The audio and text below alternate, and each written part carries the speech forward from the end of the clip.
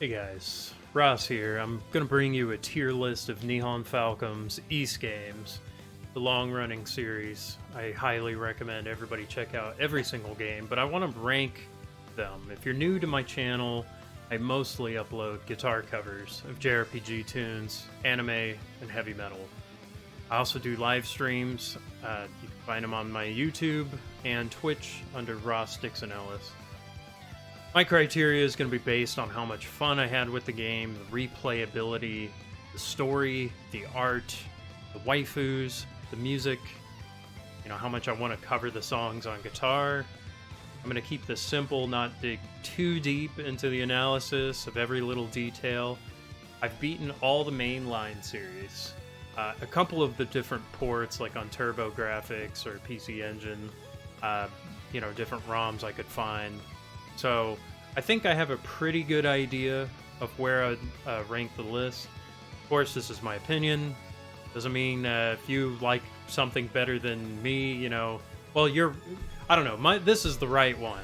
This is the right tier list. Maybe I can even persuade you to come to the light. Let's go ahead and get right to it. So yes, my opinion matters above all. So let's go with East 1, where it all began. I got this game back in like 2013, and I didn't really touch it until like years later.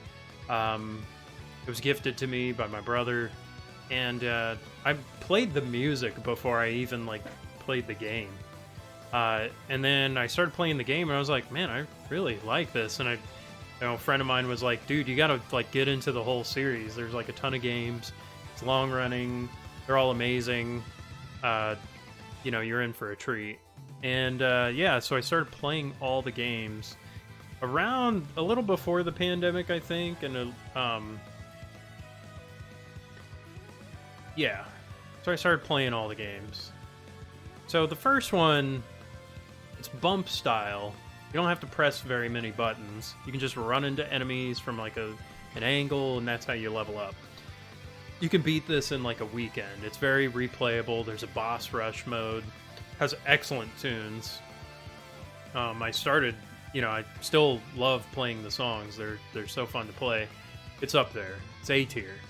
The only thing holding it back, I would say, is there is a little bit of old school RPG not telling you exactly where to go, or you might get lost, and it's kind of like you're supposed to go somewhere and supposed to do something, but maybe you're supposed to read like a manual or something. So I end up finding myself looking up where to go, maybe just like once or twice in my playthroughs. Like Darm Tower, you gotta go back and use a mask or something, or the medallion or something like that. So it's good. It's very good. I highly recommend it. It's super cheap on Steam. It's generally bundled with the second game, which I think is also excellent. Might even be a little bit better. Like all the games get better as you play them, as it goes down the series. Like they improve on the mechanics. The second one's really fun. You can turn into a Roo, and it's got some great classic tunes.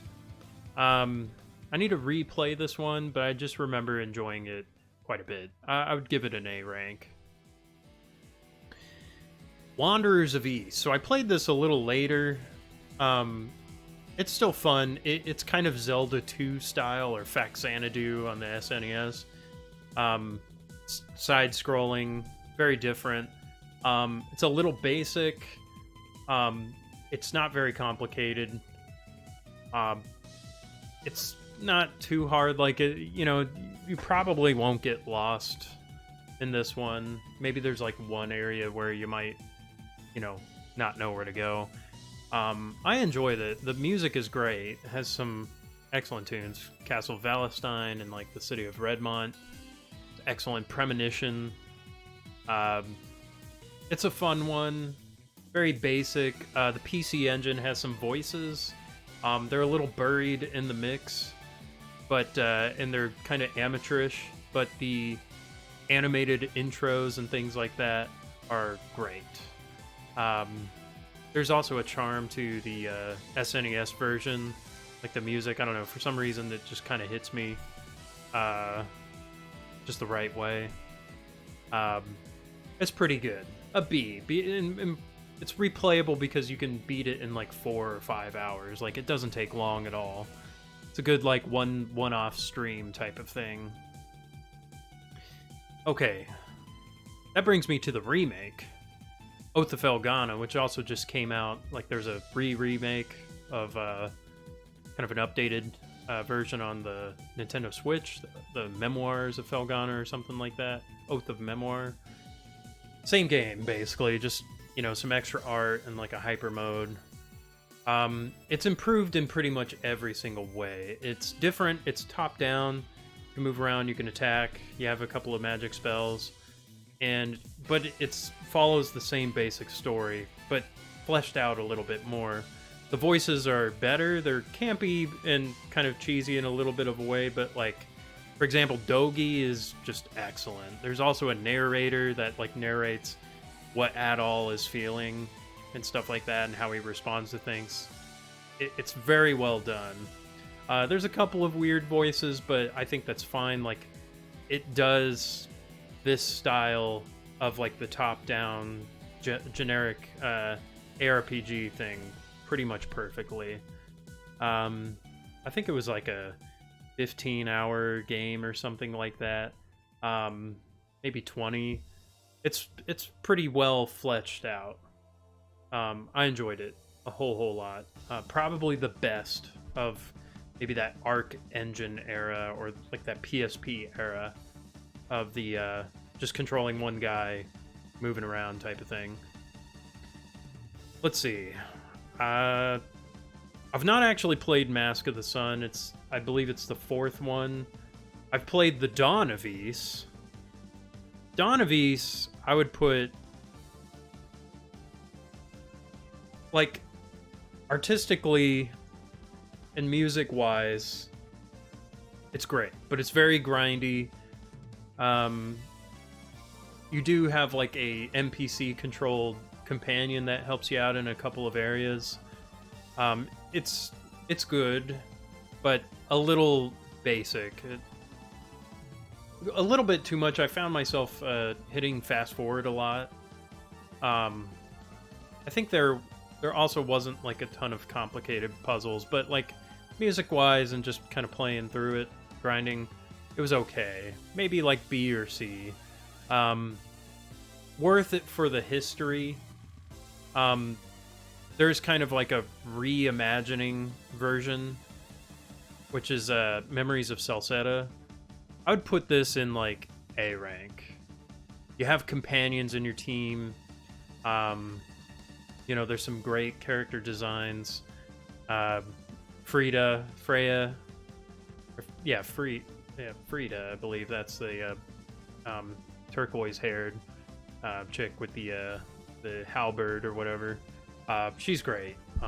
Love her character design. And this one, I think it was on the DS. I didn't play it on that. I played it on Steam. I like Adol's design. I like this story. Dogi's not in this game. It's Durin, kind of the silver-haired thief guy. They introduce like the companions. You know, you have like your different special moves. It's kind of an evolution from East 7, which I would put like B rank. You know, it's a good, worthwhile game. Has good music. Not the most impressionable tunes. I think like musically, like First and Oath of Felghana are the top tier. Celceta has a few good tunes. And yeah, I like the story. I like the, you know, you have amnesia. You know, you're trying to discover the map of Celceta, and you know, there's a twist where you discover, you know, kind of this whole plot that kind of opens up like what's going on, and I found it really fun. I know this one isn't like the favorite among some fans, but like I think it's solid, and I think the redo of the Burning Sword song is excellent. It's way better than the Dawn of East version, which is kind of slow. But yeah, it has some good themes. I like the story element, and kind of it's a more fully fleshed JRPG. It's a little spamming, like you're going to be spamming attacks and special moves a lot, maybe grinding things. I think you also get Geese, or Gase from Ark of Nepishtim, who was like a villain in that one, or kind of your rival. He's not really a villain, he's kind of an anti-hero. The spear, halberd wielding, kind of edgy guy. Ark of Nepishtim is kind of I would say the beginning of the PSP era. It was like mid 2000s. I've never played the PS2 version, but PSP version, I think it's the same as the Steam one. I like the story, I like the setting, the art, the the elf tribe of Ola, and some of the other characters. It's got some great waifus in this one, for sure. The blacksmith comes to mind. Griselda and like Memories of Celceta, kind of bouncing around. A lot of great tunes. Ernst, it's an excellent boss theme and kind of like final fight theme. Quateria Woods is excellent. The Kondo, kind of the store theme, is excellent. A lot of great ones. It's a basic game. It doesn't, it's also a little bit empty. It was fun to play on Nightmare mode, actually. Like, I thought that was fine. I played East 1 on Nightmare mode, and also Ark of Nepishtim. They're doable. It's not so terrible. Like, it's kind of a steep curve at the beginning. And I liked it. It's replayable. It's a cozy feel. The Ark of Nepishtim Online, the mobile game's not great. It's got some great art to it, but yeah. Anyway, that's a whole other thing. I did try it out, at least, for a little bit. Definitely just a, Chinese company cash grab. They're trying to make money for East 10 Nordics. It's another reason why I'm doing this tier list. The 10th game is coming out, and I'm very excited for it. Looks incredible. Ys Origin. This is probably better than Ark of Nepishtim in a lot of the boss design, and but the setting is better in Ark of Nepishtim. But this has Fina and like some callbacks, and lore-wise, it explains some things before the events of the first and second game, and the main character Unica, I'm not super excited for. She's kind of naive and is very stupid. Like they're just, maybe it's just the translation or localization. It just didn't really work for me. But there's other characters in this that I think are cool, like Toll. There's the boss designs are great. It's very difficult. It's a very difficult game. Genesis Beyond the Beginning is just an incredible piece of music. Overdrive. Those are some other ones. Love playing tracks from Ys Origin. Guidance Before the White Tower is a great intro theme. Menu music. It's good. I'd put it A rank. Ark of Nepishtim maybe B. Like, it's pretty good, but then again, I might be enjoying this one the more I play. I think before I would have put it in B, but like, and kind of the problem is I like all of these games, but as far as Origin and Nepishtim, Oath of Felghana is clearly superior. That's the one. If like, of all these games, get that one. That one is worth it. All right. Ys 5, the Lost Kingdom of Kefin, or the Sand Kingdom of Kevin, or whatever it's called. Ys 5. It's not really related to Falcom. Not that much. Like, they just kind of handed it off. It's not good. And, like, even the different, like, the hard version, it's on Super Nintendo. I think there is a PS2 version, and it's in Japanese, though. I haven't played that one. So I don't really have an opinion on that version. This is not a good game. It's unfortunate because it has interesting ideas, like a Lost Kingdom in the desert is pretty cool. It's just a bit dated. I'm not really a fan of it. It just didn't do it for me. So it's kind of disappointing. I do think after they finish, like Falcom, if they finish a few projects, they should remake this game somewhat close to the original, maybe reimagine it and kind of give something that even, international fans can appreciate. They don't have to put a whole lot of effort into it, just more than what they put in the Famicom version. Let's see, the old style of like Ys, I've played like the PC Engine version. It's not great. I wouldn't put it. It's kind of, you can beat it relatively quickly. It's nice for a historical perspective, and I've turned them on here and there. Musically, they sound fine. I haven't played Mask of the Sun, which is the like Super Nintendo version of 4, and kind of the Celceta relation there. Alright, Lacrimosa of Dana. That's the best one. It's probably the best one. It's the companion style. It's on Switch, it's on PlayStation, PS5 version. I played it on Steam. I turned down all the graphics and things like that.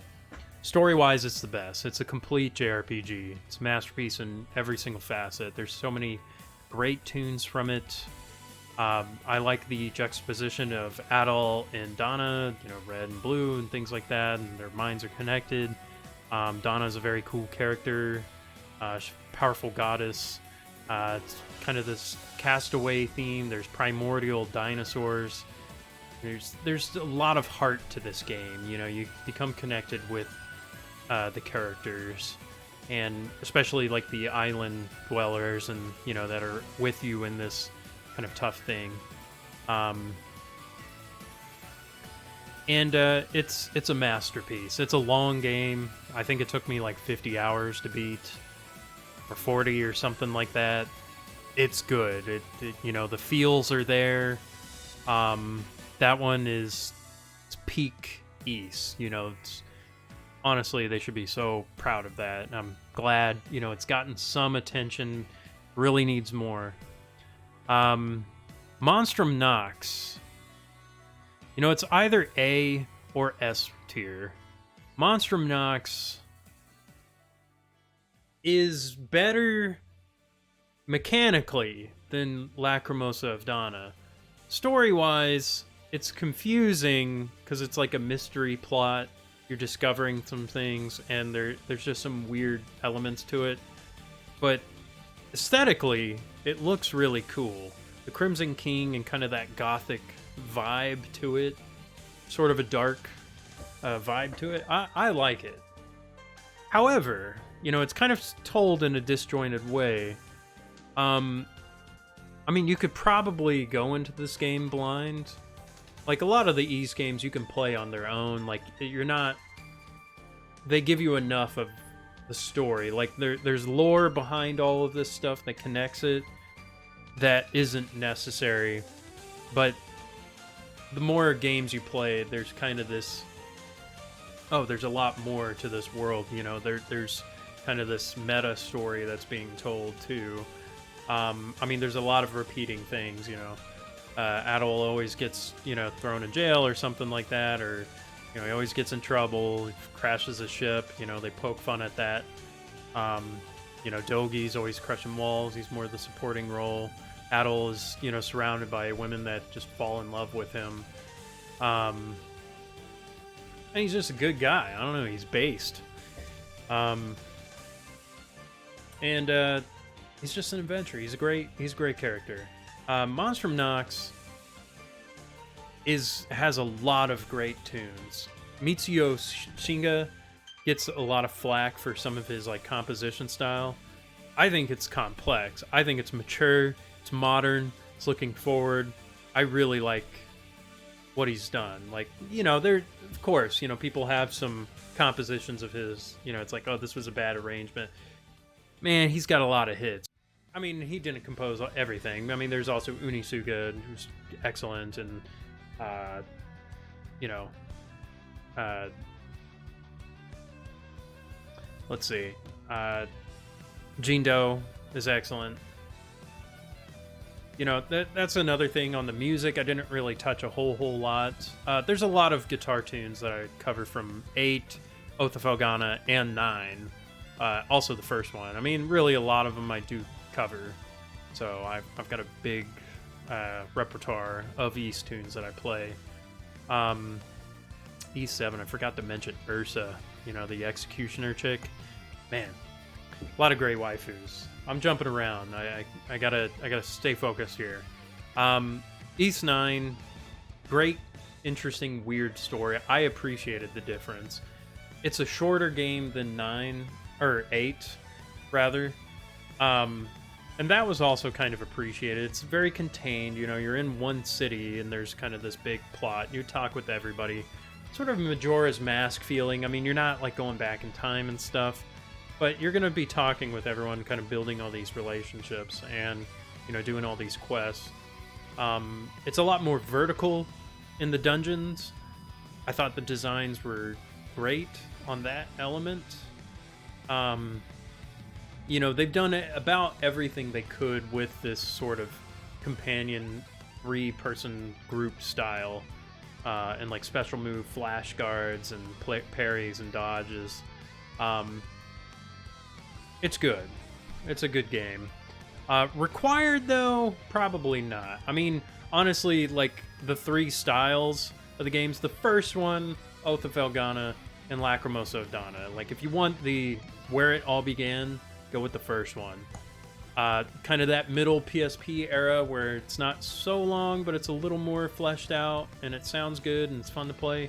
Oath of Felghana is kind of the other recommendation. Lacrimosa Donna is a masterpiece. It's, you know, it's a long, you know, fulfilled kind of game. This is the one I probably recommend, maybe even the most. Definitely get it. This is a great series. I love playing the games. I love playing it on guitar. And, you know, this is about where I'm at with the tier list. You know, these games are crucial. These are all very well made. These, you know, don't necessarily skip them, but if you're hungry for more, you know, they're a little rough around the edges. It might give you a little extra itch. Not an itch, but, you know, the itch can be scratched a little bit more. So, you know, this kind of ended up being like, I like most of the games, which, you know, yeah, it might be tough to kind of, you know, sell people on it, but like really my recommendations are these 3 games. This is where it began. This is kind of in the middle, very important, and then this one is probably, you know, this is the masterpiece. I'm very excited for the 10th game that's coming out. I may even try to get the game September. You know, I'll try to order it or something. I don't know. You know, support my channel if you like this kind of content. I'm not used to doing this, but check out my stream, say hi, and yeah, there you go. East forever. There we go. Have a good night. Or day, or whatever. Till next video.